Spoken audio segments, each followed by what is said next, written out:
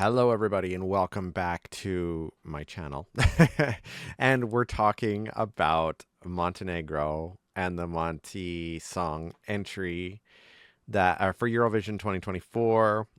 Not in the same way that we did before, because we were like, oh, we have our first entry. It's NEONOEN, and they're doing their song Clickbait. They aren't doing it anymore.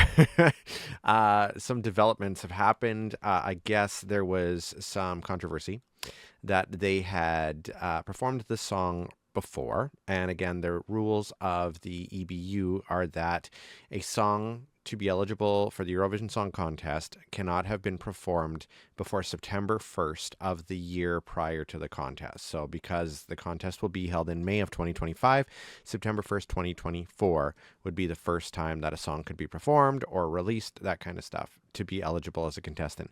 And I guess the band NEONOEN had been found potentially in violation of this. So there's been a lot of controversy and a lot of uncertainty as to whether or not they were going to be the ones to represent Montenegro.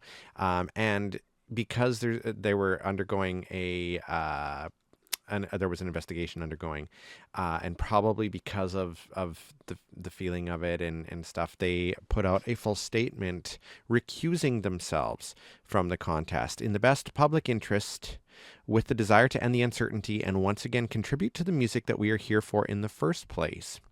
We inform you that we voluntarily are withdrawing from participation in Eurovision. RTCG, in accordance with the regulations, will choose another representative, and we will be the first to wish him luck and provide him with full support.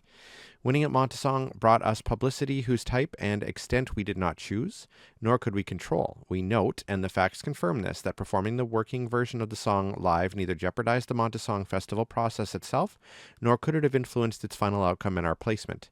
The fact is that there were many similar examples, and that the EBU always decided that these songs could participate, one even won at Eurovision, because they did not have a competitive advantage over others, which is clear to everyone. However, we simply do not want to be part of any stories outside of music, nor to promote our authorial work in this way.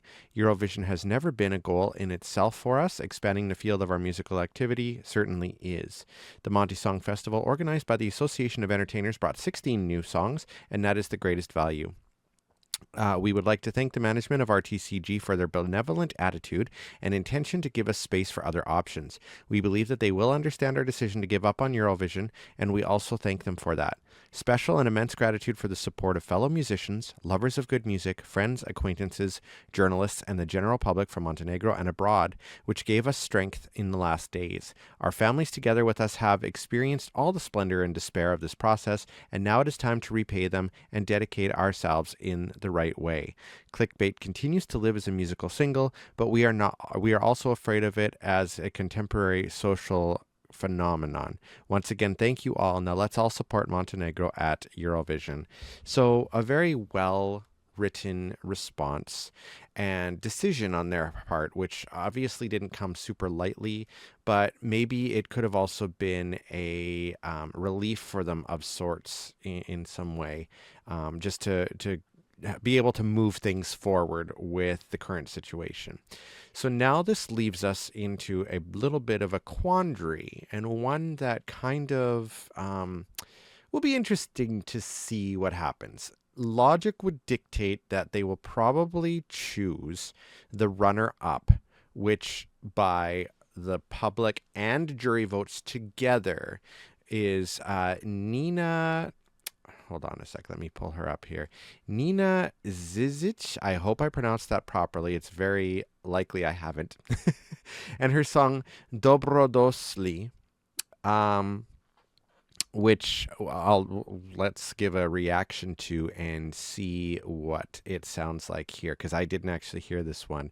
But she has long been a favorite performer, and she was like number one in the odds for the longest time, I believe, to represent Montenegro and to win Montesong. So let's just give a listen and see what the song sounds like here, and give a bit of commentary.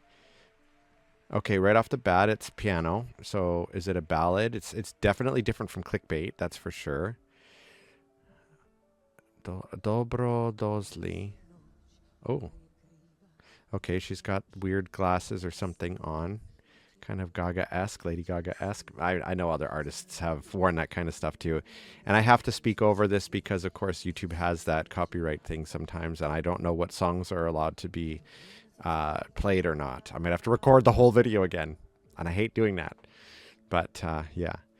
Okay, it's a ballad of sorts. It's a very dark-ish song by the sounds of it, but I like it.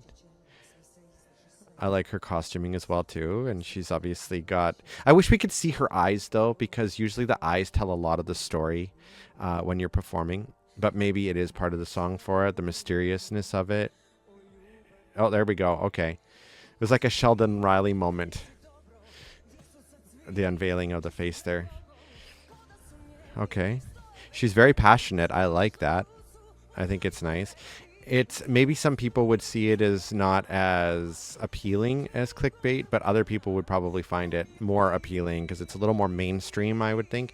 And maybe that was something that clickbait had going for it. It wasn't super mainstream sounding. It was kind of more industrial rockish, I would say. But this one's a dark ballad feel to it, and I like that.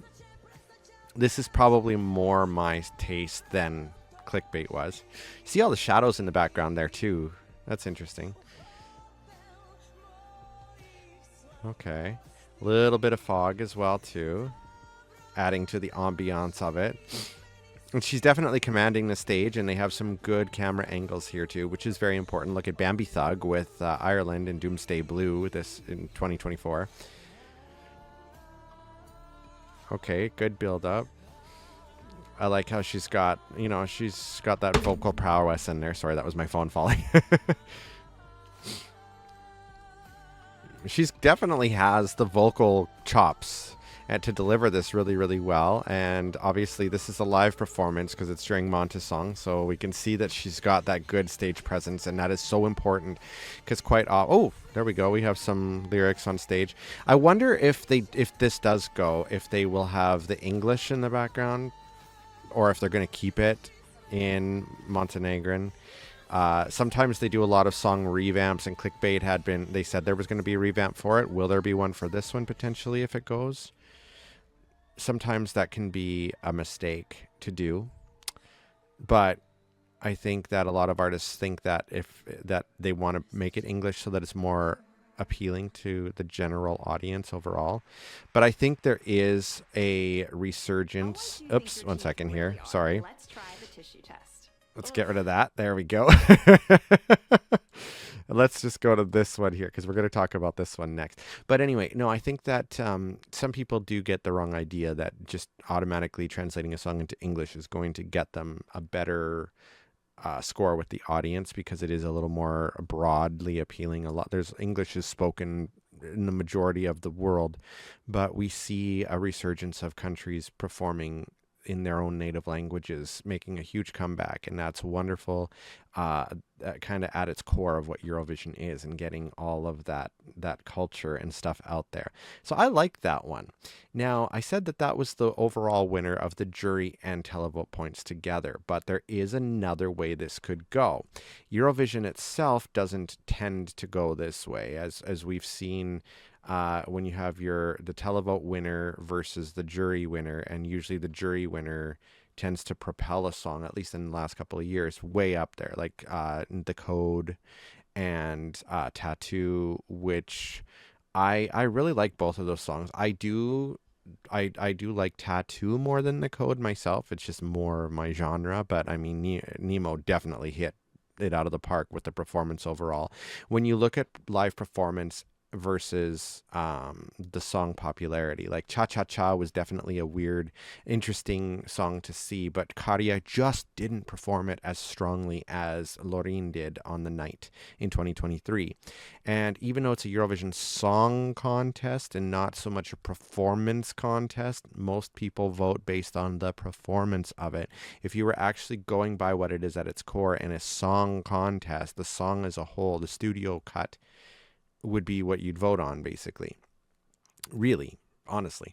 But it has become more of a performance aspect, which a lot of contests have, and it's not necessarily a bad thing, because that song will live on forever, pretty much, and it become a favorite, and people will want to see it performed live. So you kind of set a precedence for how it's going to be done. But anyway, Baryak was the televote winner in Montesong, I believe. And their song Dva Srka, I might be pronouncing that wrong again. I apologize if I have. But I haven't seen this one yet. I do remember listening to it on some reaction sites, though, before. And I did like it, but I haven't seen their performance in Montesong. So let's take a look at that here. Hopefully this is another one that doesn't get copyrighted, but I have to speak over it. So, okay, it's darker. It's kind of got that clickbaity kind of feel at first here, but it is vastly different. It's obviously like you don't have that industrial stuff to it. Okay, good vocals. Is this going to be a dark pop song? I don't remember because it's been a while since I actually watched those other reaction videos. Okay, it's got an interesting bass line to it. And again, sung in Montenegrin. So all three songs. That's good. That's good. I don't think we need a revamp necessarily. Okay, we have two singers. Okay, almost like a rap-ish kind of feel to it. So, okay, I keep seeing some of the performers, grabbing at their ear. It looks like he pulled something out of his ear. Maybe that is his earpiece. It looks like it. Did they have a problem maybe with the production? Okay, this is a rock song. Again, this isn't exactly up my alley. I'm not a huge rock fanatic. That's just my own taste. Not every rock song is bad, though. I loved Rim Tim Taggy Dim. I wasn't as huge a fan of Cha Cha Cha. It was kind of like a rocky pop rap song. But, I mean, it was still fun, and I've done a parody of it. But I kind of get... Oh, it's interesting. It's like an electronic rock. Oh. Okay, we have a couple of vocalists here. I do appreciate that. I like that there's several singers involved here. It does add to the ambience and the overall feel of it and the overall performance. I'm kind of torn as to which I would like to see perform and represent Montenegro, because I think either of these choices would be good for different reasons. But what's going to really drive the point home as to how they're going to do is what other songs are going to be similar in genre. In 2024, there were a lot of female power pop songs, and, that kind of hurt them, I think, a little bit. Is there going to be a lot of rock entries this year? Will we have a lot of the dark kind of female-led pop bangers this year? I wouldn't say that Nina's song was like a pop banger. It was like a dark pop ballad. So I think between the two of them, just from what we've seen in recent years, this one's probably more likely to do better at Eurovision, just because it seems to be different. But again, we only have... Well, we don't even have one song yet. We don't know what's going to actually represent Montenegro at this point in time. This is all purely speculation. But I don't know. I don't know what to say. I do like elements of both of them. It's not too heavy of a rock song either, so it's not terrible. I think I think it's pretty good. Okay, let's get this back to there. Let's bring it back to these guys. Okay. Actually, let's make this full screen. There we go. So this leaves us with a quandary, because what are they going to do? Will they choose some other way of doing it? Will they hold a revote? Will they? I don't think they do that. I think they've spent the money. They have the show for what it is. My gut feeling is they're going to go with Nina, because she was technically the second position. And if she doesn't want to do it, then they may go with Baryak. But I don't think they came third. I think they came fourth overall. Let me just see here really quick. Okay, Monte song. Let's just see what we had here. I had this... Oops, no, that's Instagram. What am I doing here? I think they came in fourth overall, if I'm not mistaken. Let's see. Okay, I like to use Weeby Blogs. Weeby Blogs is a really good source of information, especially when it comes to Eurovision stuff. Um, but let's see. Okay, it shows the winners. There's a lot of Eurovision news to get through here, guys. Lots of Eurovision news, but that's not a bad thing. We're right in the middle of that season, and that's wonderful. Here we go. Okay, here's their post. So, oh no, Baryak did come third. Okay, with the overall results. So I think it's definitely either going to be Nina or Baryak. I do think it'll probably be Nina ŽIŽIČ.